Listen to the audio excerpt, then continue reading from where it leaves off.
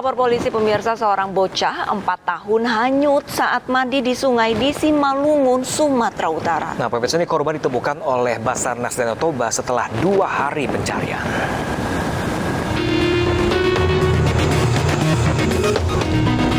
Seorang anak laki-laki berusia 4 tahun hanyut saat bersama temannya sedang mandi di Sungai Manahul, Simalungun, Sumatera Utara pada Kamis lalu. Ia luput dari pantauan temannya sehingga hanyut dan terbawa arus sungai. Warga bersama personel kepolisian dan TNI turut melakukan pencarian sebelum kedatangan personil dari Basarnas dari Pos Danau Toba.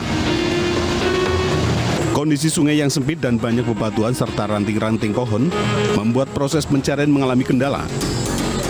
Setelah pencarian selama 2 hari, korban ditemukan di pinggiran sungai pada Sabtu sore. Korban ditemukan dalam keadaan meninggal dunia, lokasi tidak jauh dari LKP sejauh 1,8 km. Korban dievakuasi dari sungai menggunakan kantong jenazah. Jasad bocah langsung dibawa ke rumah sakit terdekat untuk selanjutnya diserahkan kepada pihak keluarga. Dari Simalungun, Sumatera Utara, Dharma Setiawan, Ainus melaporkan.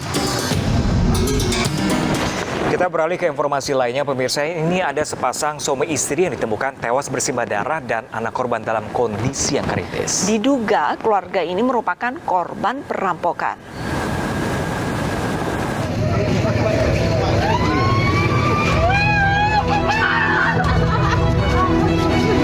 Sepasang suami istri ditemukan tewas bersimbah darah di Kecamatan Mambi, Mamasa, Sulawesi Barat. Sementara anak korban yang diketahui dalam kondisi kritis kini dilarikan ke rumah sakit. Korban diketahui bernama Pore Padang 60 tahun dan istrinya Sabriani 50 tahun. Diduga satu keluarga ini merupakan korban perampokan lantaran uang dari hasil usaha sebagai agen bank belasan juta rupiah ikut raib. Sementara itu anak kedua korban yang saat kejadian tengah tidur di kios depan rumahnya selamat, namun mengalami syok berat. Sebelumnya, anak kedua korban masuk ke dalam rumah dan menemukan suara tangisan sang adik yang berusia 14 tahun dan menemukan kedua orang tuanya bersimbah darah. Sejumlah keluarga korban yang tiba di lokasi kejadian pun histeris hingga jatuh pingsan. Panggil ke anaknya tuh, pas saya lewat di jalanan, panggil ke anaknya, bilang sini kuliah kan kak bapakku apa sudah mati atau bagaimana. Ya saya langsung lari masuk menangis kai, sampai kak di dalam.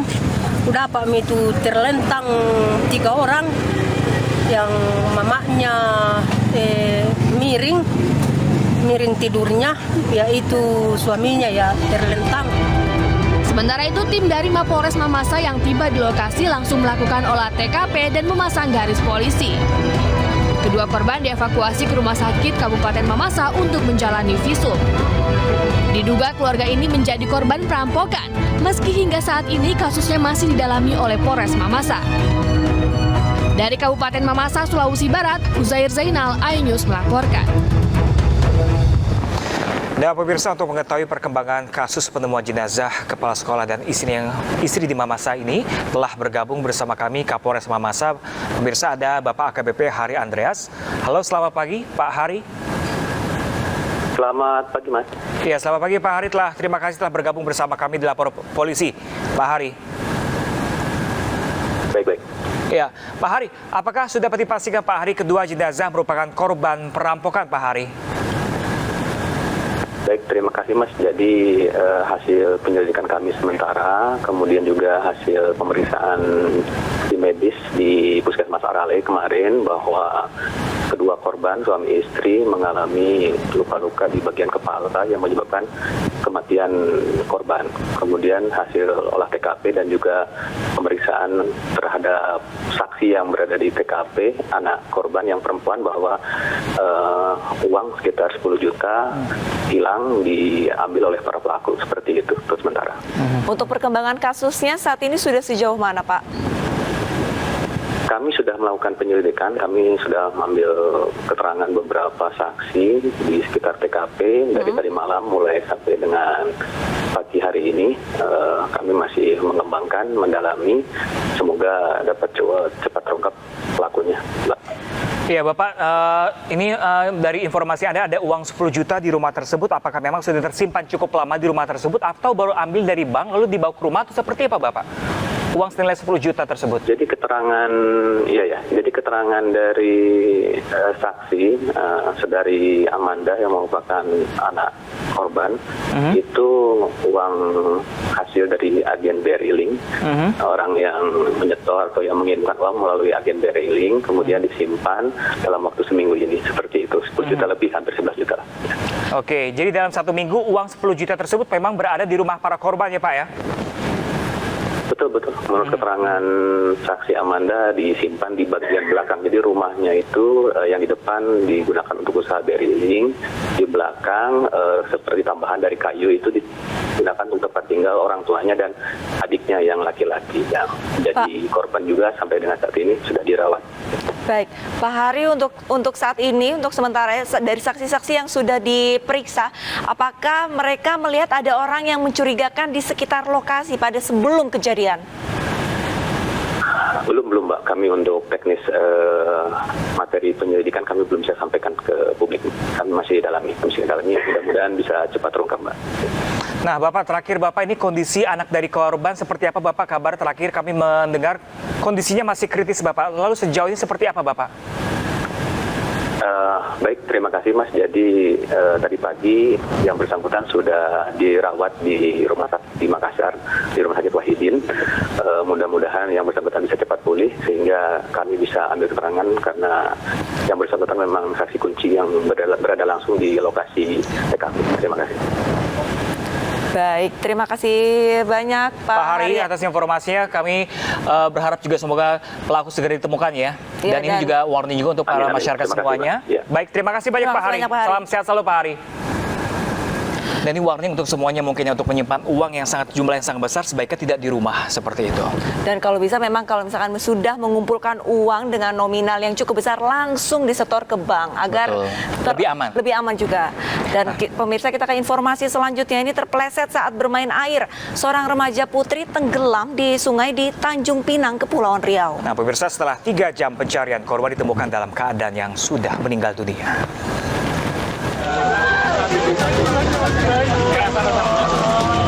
Seorang remaja putri berusia 13 tahun tenggelam di Sungai Pulai, Kampung Sumberjo, Tanjung Pinang, Kepulauan Riau.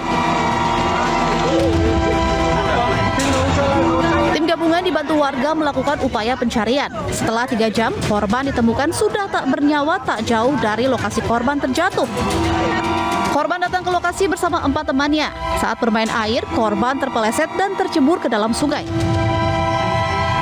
Beberapa temannya berusaha menolong namun tidak berhasil, korban hilang dan tenggelam. Jenazah korban kemudian dibawa ke rumah sakit terdekat guna dilakukan pemeriksaan lebih lanjut. Korban tersangkut kayu di dasar danau kurang lebih 3 meter dari lokasi kejadian korban berenang. Untuk titik penemuannya apa? Untuk titik penemuannya tidak jauh dari pos korban jatuh. Dari Tanjung Pinang, Kepulauan Riau, Humalana Sution, iNews melaporkan. Diduga mengalami gangguan kejiwaan sejak lama, seorang wanita Parubaya ditemukan tewas mengenaskan di sebuah rumah yang nyaris ambruk di kawasan Johar Baru, Jakarta Pusat. Nah ini pemirsa, saat ditemukan, tubuh korban sudah dalam kondisi membusuk dengan tergeletak di lantai rumah.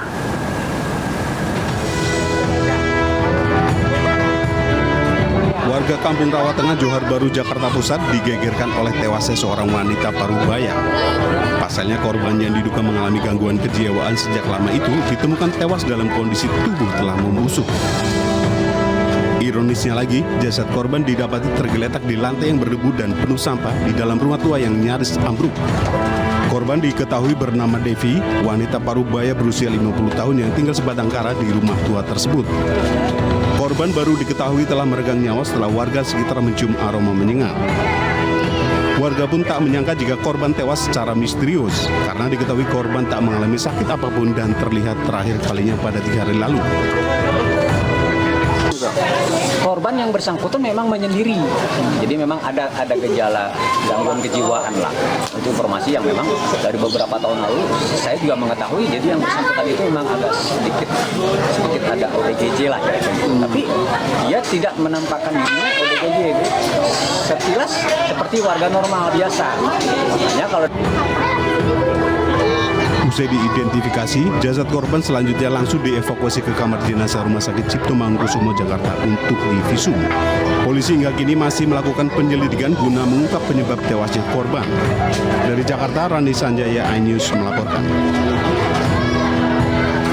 Diduga lalai saat pengawalan, seorang tahanan Kejaksaan Negeri Kisaran Asahan kabur saat hendak dibawa ke Lembaga Permasyarakatan Labuhan Ruku Batubara, Sumatera Utara. Akibat lemahnya pengawasan terhadap tahanan Kejaksaan Negeri Kisaran, Indra Saragi, 31 tahun warga Medan Sunggal, kabur dari pengawalan petugas kejaksaan di Lapas Labuhan Ruku kelas 2B, Batubara, Sumatera Utara pada Kamis lalu. Tahanan tersebut nekat kabur saat petugas membuka gandengan borgol yang melingkar di tangan rekannya. Indra menyikut petugas lalu kabur melompati pagar depan lapas dalam keadaan masih terborgol sebelah tangan. Setelah 2 hari pencarian, petugas kejaksaan bersama TNI dan Polri berhasil menangkap tahanan yang kabur di Sunggal, Medan, Sumatera Utara, tepatnya di rumah temannya pada Sabtu lalu.